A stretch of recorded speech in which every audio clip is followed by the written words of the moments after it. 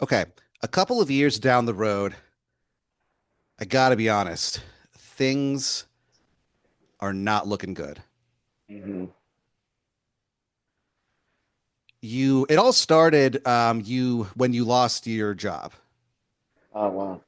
So, your boss, you were working at this place, selling, playground equipment to schools. Hmm. The name of the company was called, Just Playing Around. And your whole thing was you go to schools and you just sell them different playground equipment. You actually your whole thing is you show up, you dress nice, you're like, hey, I'd love to talk to your whoever's in charge around here or like whatever. And so you would take the principal out and show them and look at their fucking playground equipment and go like, yeah, that one over there, yeah, sure, it looks nice now, but what model number is that? A GTA 65? Yeah, that's what I thought. Yep, that is going to be colorless in about 2.5 seasons. So, Yeah. what you really want to do, and so like you do like your whole pitch and stuff like that. And to be honest with you, you were kind of killing it. Hmm. You were doing a really great job. And then one day you go to Just Playing Around for ready for another day of sales. You walk in, your boss is this guy. Uh, his name is Jack Nice. He Jack is Nice. Jack Nice. He's one of the meanest bosses that you've ever fucking had. Yeah. He's kind of an asshole, and it's not like he doesn't have a heart of gold at all. Hmm. But he offers a very competitive commission rate. And you just kind of go in and you kind of keep your head down, and as long as you don't anger Jack Nice, then you'll have a great day. And to be honest with you, you're actually kind of surprised that he's talking to you because you don't even really see him that often. Normally, the guy that you report to um, is this guy. Uh, his name is Derek Decapitation. Oh, okay. That's my normal boss. Yeah, chill, the most Okay. chill dude you've ever fucking met. And so he Jack Nice calls you into his office and sits you down. Uh, Derek is sitting there and he can't even look at you. Like he looks upset. Jack Nice goes, Joey, where did you go to high school? Do I answer that? Well, yeah, I'm asking. He's asking. Yeah, Samuel Clemens. He goes, well, Joey, I was I was just kind of sitting here and they called me. And it turns out that I don't know if this was an error or what happened, but technically you're 3 credits shy of ever graduating high school. So it turns out that your high school diploma has been revoked. Oh no. And he's like, I mean, look, we can't, you're doing a great job, but who's to say how this is going to affect things down the line? Like what if you're out and you injure yourself on the job, you try to sue us or whatever, and it's like, well, technically, we hired a guy who didn't even graduate high school. You know, that was our fault for hiring such a dumb fucking person.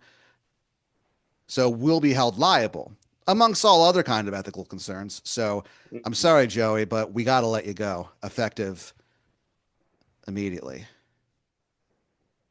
Yeah. Derek Decapitation walks you out and he goes, well, Joey, I'm really upset about this, man. I'm really sorry.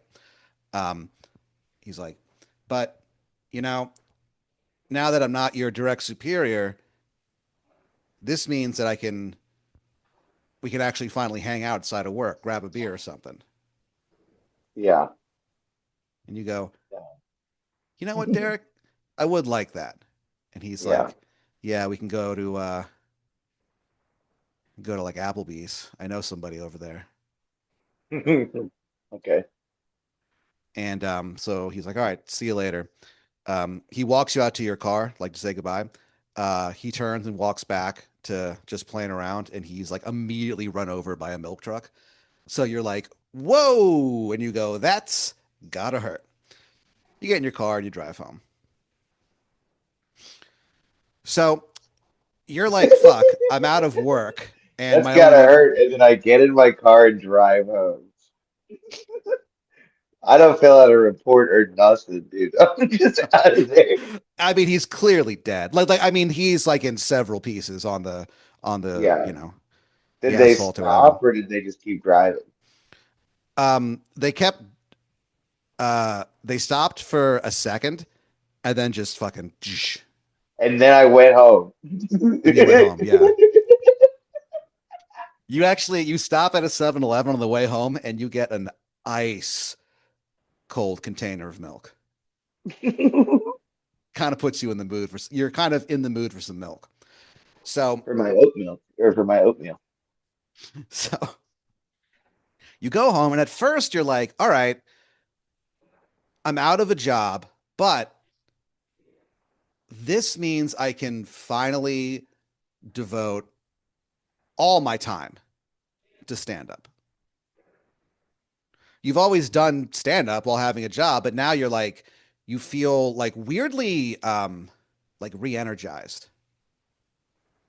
You ever have that where like you lose a job and for the first like few days you're like, I'm really gonna learn how to do this, or I'm really gonna start to do that, and like, of course you don't ever, Yeah, no. you know? Yeah, I go to the gym for like 13 days straight. That's my thing. Fuck yeah. Then I'm like, damn, dude, I'm done with that. And you kind of think that to yourself. And so you go out, you're performing stand up that night actually. Um, you're performing at it's called the Marshmallow Factory. Okay. The Marshmallow Okay. Factory is Austin's newest and most trendy bakery. They just make sweet stuff. So and they call it Marshmallow Factory because the owner is this guy Maxwell Branson. And when he told his 3-year-old daughter that he was gonna open this bakery, she was like "Will you call it the Marshmallow Factory?" And he was like, "Absolutely." And so that's why it's called that. And Yeah. they have a stage, and you're booked to do a set that night. So you go out there, and you're kind of like you were working on this new bit where you so in the bit you're talking about like you're like, yeah, so like I've been watching a lot of like westerns lately. You guys ever notice that like when they're lassoing, like man, they always do it like this, and you just bit where you throw the mic cord out like a lasso a little bit and like whip it back. Hmm. And so you're like, white people, they be doing it like this. But the brothers, they're doing it like this. And it's been killing. Yeah. So you go up and you're doing that bit and it's going really well. In a stunning coincidence, Lauren Michaels was there. Yeah. He just like walked in because he was just like he just heard they had like really good donuts there, and they absolutely do. But they like ran out by the time he got there. But he was like, "Wait, what's going on in there?" And he pokes his head in, and you're like murdering, and you like see him in the back like laughing, and you're like, "Holy shit!" And so you get to your big closer about lassos and the way the different ethnic groups do it. And Hmm. so you do it, and like you throw the cord out, and when you whip it back, you're not really sure how this happened exactly, but it actually wrapped around the neck of somebody in the audience, and you ripped his fucking head off. Oh my God, Derek. And the head comes like when you whip it back, the head like comes like soaring at you, and you go ah, like you don't know what's going on. You know what I mean? Like your brain hasn't really registered, so you punch the head out of the sky onto the ground, Yeah. and uh, and like you kind of pause for a second, and like no, it's like dead silent. No one knows what to do, and you look up and you go, "That's gotta hurt." And it is just like silence, and then like the blood starts spurting everywhere from like the Yeah. from Yeah. the body. So you get like, sued and stuff for killing this guy. Um and a lot of people are like they're really not fucking with you, you know? And so Yeah. you're not even really doing any stand up either because people are like we can't have I mean that guy killed someone while doing stand up. Yeah. Um and then later on one of the comics Danny God Goodwin ends forbid up you murder on stage one time. The city hates me. They'll always have a reason to hate me.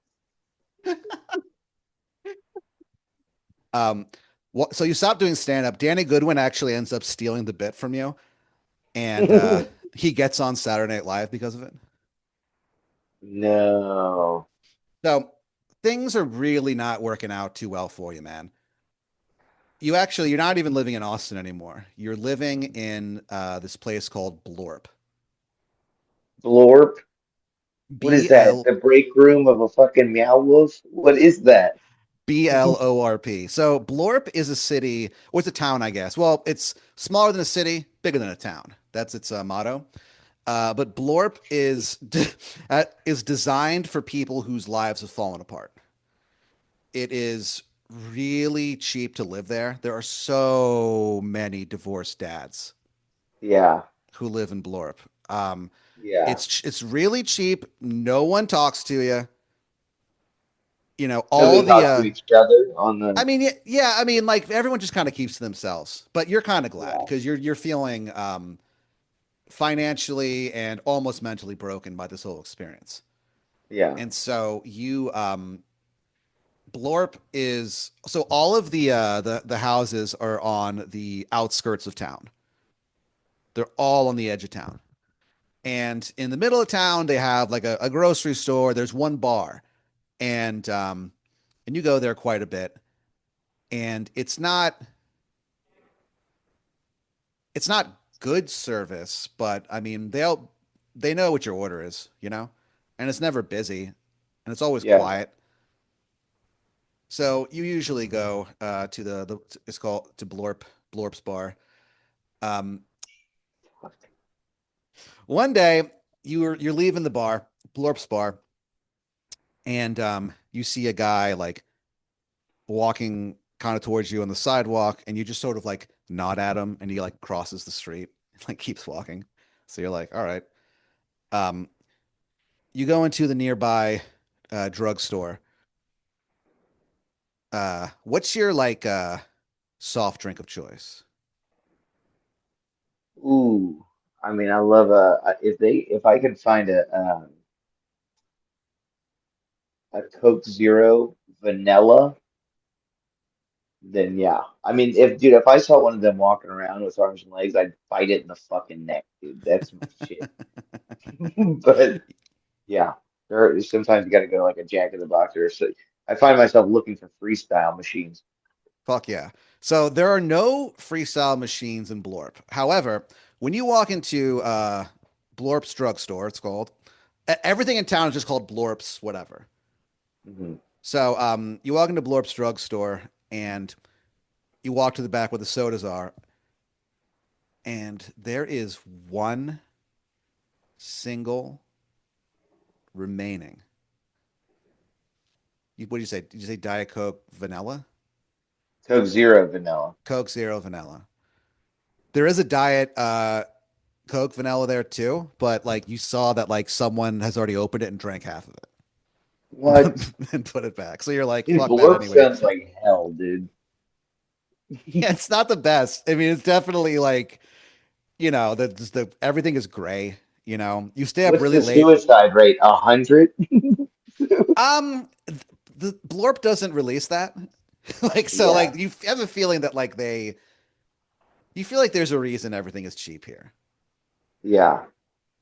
So you Yeah. get your soda, and it's weird because when you open the door to the fridge and you pick up the can, you notice that the can fits perfectly in your hand, Hmm. almost as if almost as if it's been waiting for you, Hmm. almost as if the reason that your hand even exists is to hold this can of Coke So, Zero vanilla. checkmate, atheist. And you think that to yourself. You actually say it out loud. Luckily, no one's in the store. So you go to the front and you pay for it and stuff, and you're waiting in line. You look over and they have it's a drugstore that has like everything in there is kind of old. So they have like an old like comic book spinner wrap that they use this that they used to have at like drugstores and stuff like that. Do you know what I'm talking about? Or like grocery stores. It's just a spinner rack where there's like tons of comic books in it, you know? Yeah, yeah, I know what And you're they're talking about. okay, hell yeah. And they're all really old. And you look at one and you're just like, fuck it. Because you can tell you're gonna have to take a huge dump later. And you're like, you need something to, you know. And so Yes, of you grab course. one. Um it's called Captain Hero. And then the tagline is I'll kill every commie. It's like from like the 50s. You're like, all right. Yeah. So you grab it, whatever. You purchase them, you go outside, and before you go home, you like open up the can and you take a sip of it. And I got to be honest with you, it is the best Coke Zero vanilla that you have ever had in your fucking life. Hmm. For a moment, you totally forget that you live in Blorp. You forget that there's, blood on your hands, that you have no money, that no one will do stand up with you because because you killed someone. All of that is not only do you not think about it for a moment, it actually makes it true. Hmm. Like for a moment, it's some kind of weird, I don't know, multiverse crossover momentary thing where you take a sip of it and it literally changes the past Yeah. for just a second. It goes back to normal afterward. It's an Hmm. incredible tasting cola. Honestly, it reminds me every time I have a Coke Zero vanilla. Have you ever been to Wendy's? You know what a I've Wendy's is? I've been to Wendy's. You go to Wendy's, they got a freestyle there. You say, "Let me get a Coke Zero with vanilla." They bring it out to your car. You drink it. Suddenly, you're not sitting in an '08 Honda Civic. Yeah. You know what I mean? Like, Suddenly you're ooh, I'm in a Lexus with the yeah. big cup of Suddenly you're Lexus juice. and you kind of think about that for a second as you almost like recover from the Hmm.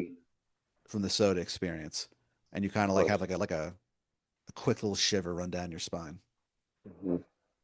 You go home and you open up the comic book, and it's like as bonkers as the cover would lead you to believe. It's not very well written. The you can tell that they drew it very quickly, like they were on a assembly line type of thing, and they had deadlines, so it was just drawn very very quickly. There's no attempt to have anything visually make sense. So sometimes you'll like the characters will be standing in ways that like physically they shouldn't be able to do, and like the insides of homes like are always like way bigger on the inside than they are on the outside. Yeah, that It's a makes sense. weird, and then of course there's the commie stuff. So it's a very odd comic, but to I be want to honest see with you, Hulk with Hulk hands for feet. and Dude. so you finish it, you flip to the back, and in the back of old comic books, it's so much. This is so much fun to do if you ever have like ones not reprints, but like those super old comic books. Actually, in the back, there's all these like crazy things that you can like write away for like yeah, like for 75 cents you can have your own, laser beam. Your parents will hate it, like stuff like that. Hmm. um, all of these ads for all these different some of them seem kind of like sinister. Some of Hmm. the toys in the back. One of them is it's a skull on wheels, uh, and its eyes glow red when when you get angry. And so you read that and Okay. you're like, okay. And then there's one where they're just like throwing stars, you know? So you're like, Pretty holy sick. shit. Eventually you find one and they're called super binoculars. And super binoculars, all it says is it says, see what they don't want you to see, dot, dot, dot.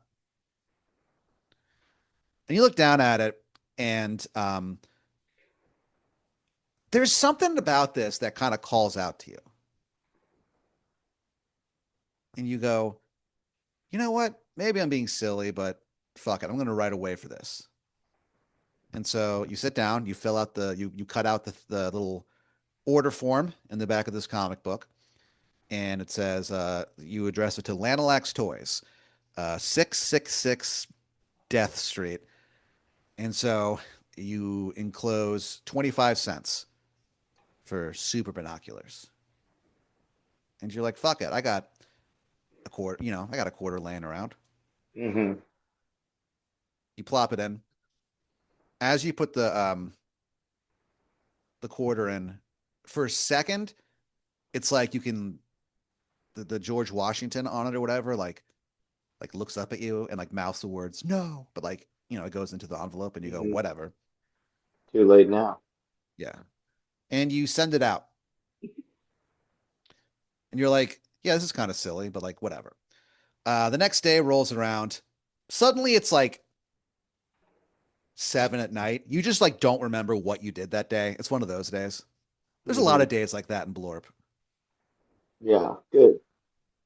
You're like, maybe I don't know, watch TV or something. There's this TV show that's been on lately that you actually really enjoy. It's called Flippers versus Floppers. Yeah. And what it is a family on the show. It's like a game show type of thing. It's like one of those reality game show things where a family will buy a house and like flip it. Basically, it'll make it try to make it look nice and flip it. And if they can flip it, they have like a few weeks to do it or whatever. If they can successfully get this house flipped in a certain amount of time, um, the network will pay for all the costs that it took to flip it. And so it's basically like you're making like crazy profit on it. But so that if you don't do it, then you lose your actual house and you're called a flopper. Okay, so if you don't meet the budget, essentially you lose your home. Yeah, if you don't sell it in time. And the thing is that you can like, man, if you swing for the fences on this, you can get away with a lot. Like if you just put like hundreds of thousands of dollars worth of construction or whatever on on like a credit card, you just risk it all. You know what I mean? Then you can sell that for, probably over a mil, and that's just pure profit because the network pays for all of the costs that it took to flip this house and to buy the house. But again, if you don't sell it in a certain amount of time, the network takes your house from you. And like that's how the episode ends. It just ends with like you and your family like outside of the house that's being repossessed or whatever. And they're like, looks like you're a flopper. Until next week, guys. And like the family's like crying and stuff. Yeah, the post credit is like the bus pulling off, but instead of it you being in front of your home, it's like you in front of a bus stop in like rural Mexico. You're just Yeah, like, I you guess whatever, and then their whole thing is like, Flopper look, Street. yep. So not only did you lose your house, but you spent those hundreds of thousands of dollars that it took to get the house. So like Yeah, well, I you also like that show because every time someone's on it, I see them in blurb a week later.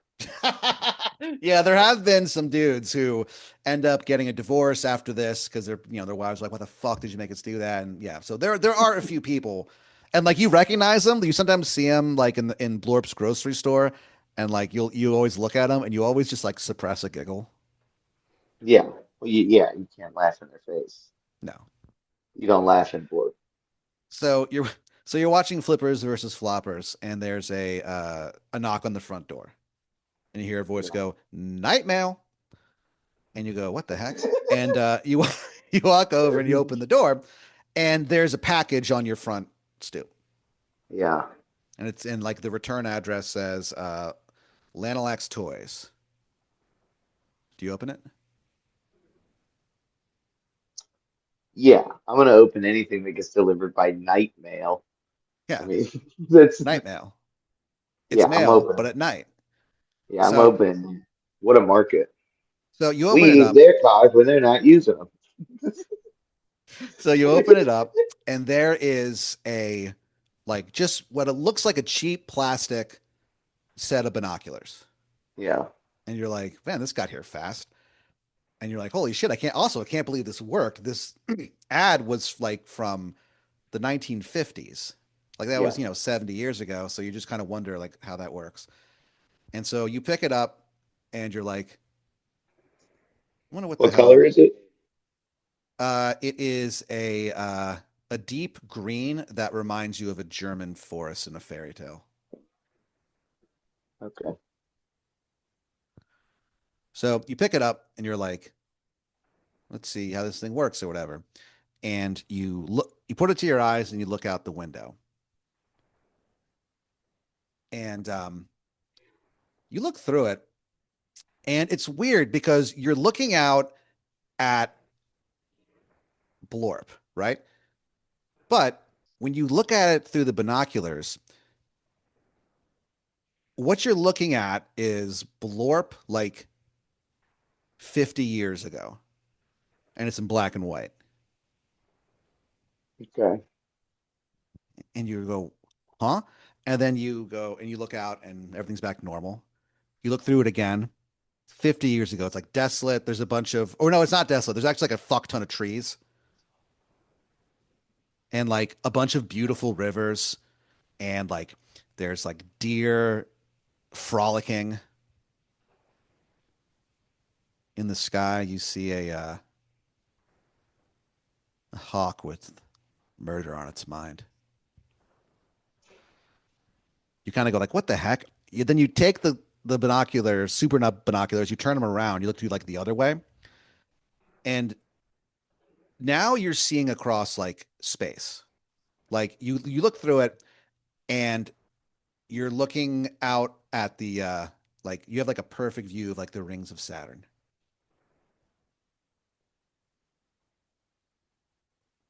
and you go, "Huh."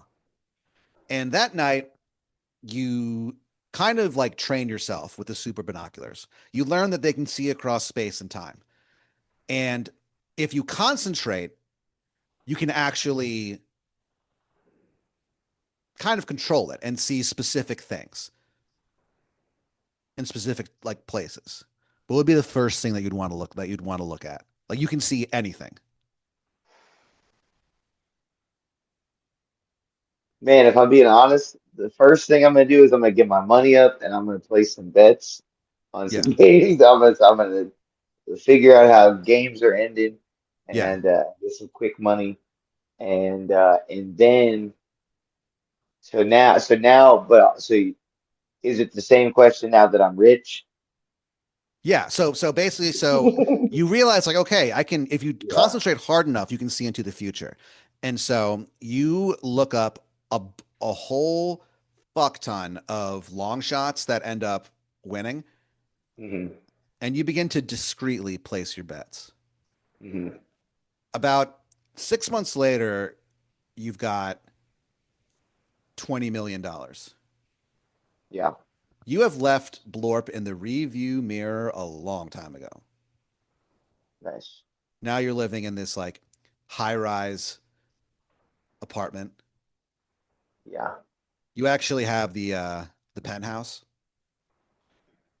Of course. When you moved in, there were all of these framed pictures of naked chicks everywhere. Yeah. Of course. You ended up taking them down, but like you kind of thought about it for a second. You're sitting there and you just think to yourself, like, man, life is really turned around. You walk into the kitchen and standing there is this guy. He is wearing like a long like robe almost. Like Like a trench coat with like a fedora kind of good looking guy. no, it's like a wizard's robe. Oh no. And there's a That's bunch shit. of and you look at it and there's a bunch of like Ravens like logos, Baltimore Ravens logos all over it. It looks like No, dude. it's official NFL gear. Are you just describing Snoop Dogg? No, no, I'm not. But it's as purple as like something that he would wear, you know? Uh, He is holding a his staff of infinite sorrows. whoa.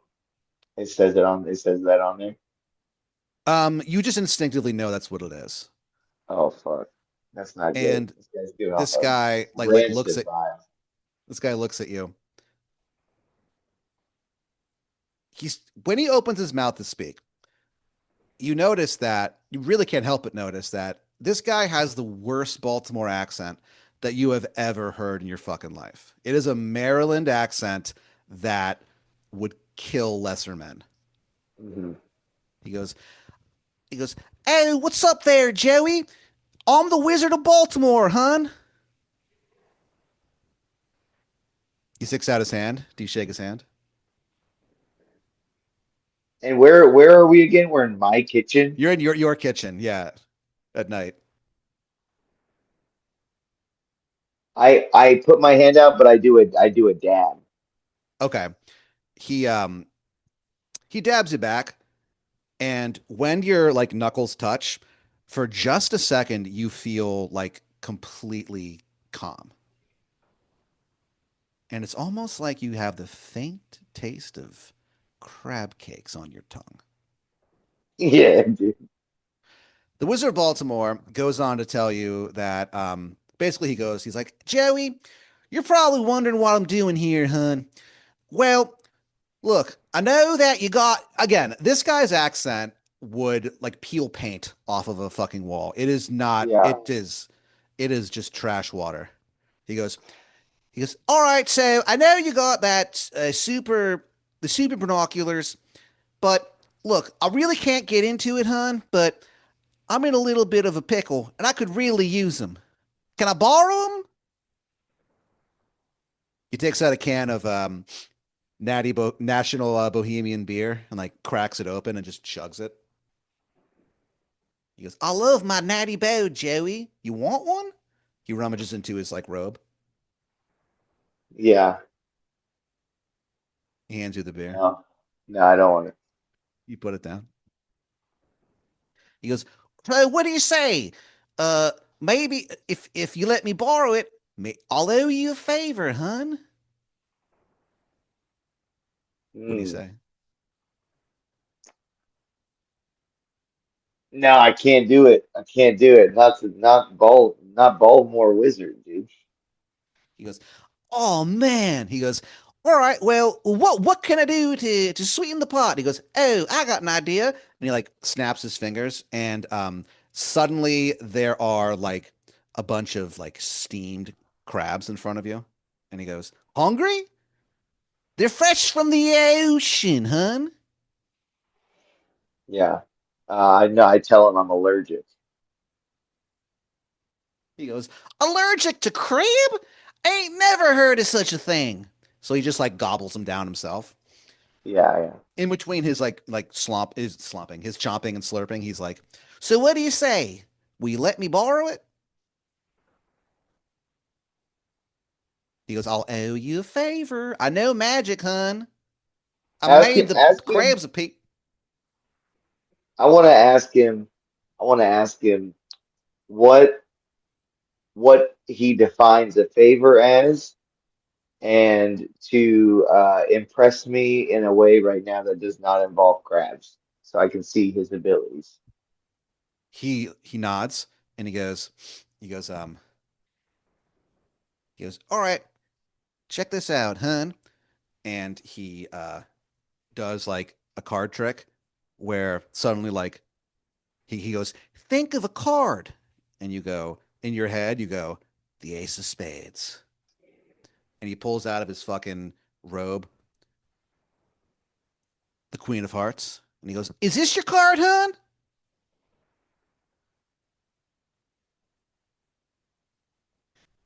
And you're Put the like, fries. Put the fries in the bag.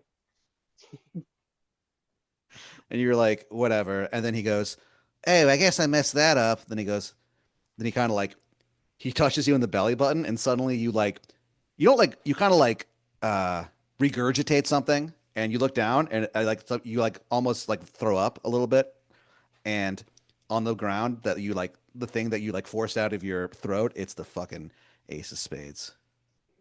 Damn. Except it's stylized that they all look like crabs.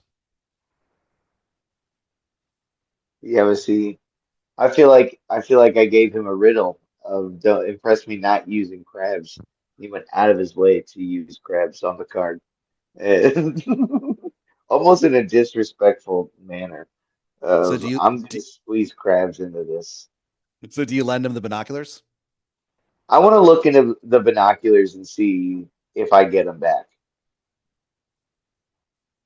So you pick up the binoculars and you look through to the future, and in the future you're like sitting in an even bigger penthouse, and next to you is those fucking pair of binoculars. You're also like several inches taller in the future. Whoa. So maybe that's my favorite. Maybe. Yeah. What do you do? Nah, fuck him. I don't like this guy. I don't So like this guy one bit. why don't you like him? I don't like that he just showed up. He could have rang the doorbell. He's gonna show up with this fucking bullshit ass magic. He couldn't even Yeah. ring the doorbell. He's not Jean Grey. You know what I mean? Like, he's not fucking walking through walls and shit. He's just kind of a guy. He's a The Wizard of children's Baltimore. wizard.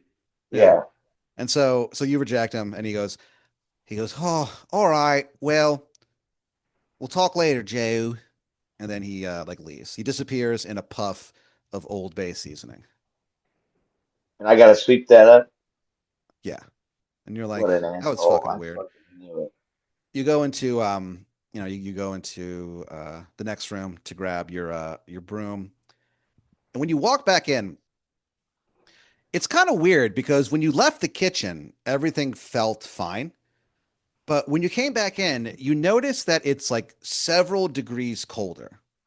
Hmm. And you're like, "What the fuck? That's kind of weird." You turn around, and standing in your kitchen is this guy. He is, without a doubt, the baldest man that you have ever seen in your fucking life. Terrifying. This is a guy who has, you can't, you, for a moment, you imagine like what this guy must look like with hair. And for a second, it's almost like you just picture in your brain like something that your mind can't comprehend. And it like freaks you the fuck out. He's got blue eyes, the same color of blue as like a placid frozen lake. He's got rows and rows of shark teeth.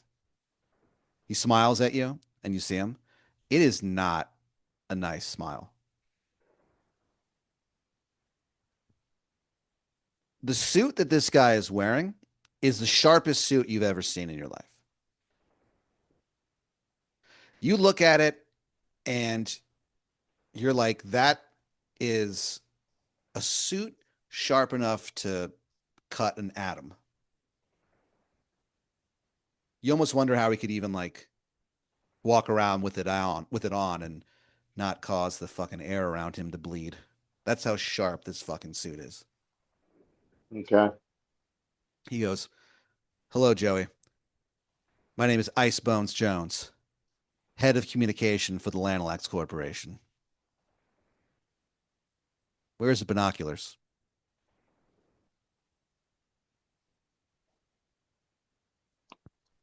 Yeah, I just gave them to this crab wizard. He goes, "Oh yeah? You sure about that, Joey? You sure it's not just in here someplace?"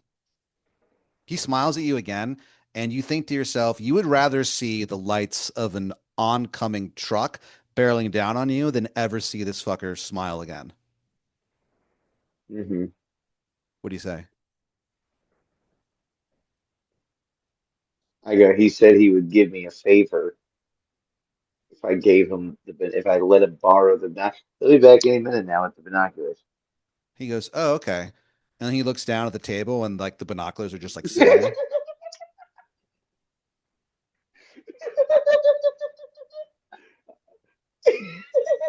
And he goes, "All right, very good." And then he I go, looks at the no, those are different. Those are my nephews. he goes, "Oh, okay." And then he slices your fucking throat so fast that like you don't even notice that you've been cut until the blood begins to just pour down your shirt. Uh, You're wearing a shirt that says uh, "Blow me, I'm Irish," but it's immediately covered up with the blood. And you kind of mhm, like go like, "Oh," and you fall to your knees and like grab your neck. You see him pick up the binoculars and he looks through them and he kind of like smiles and laughs. And then he kicks you in the face and your head comes off and you fucking die.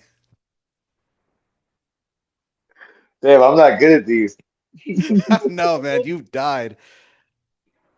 Damn it, dude. I didn't Yeah. respect the authority of the smiley man. I guess not. But I mean, I don't know. So, I should have given it to the wizard, dude. yeah, I mean, probably. You're Well, caught in a war, in between a war you couldn't possibly understand.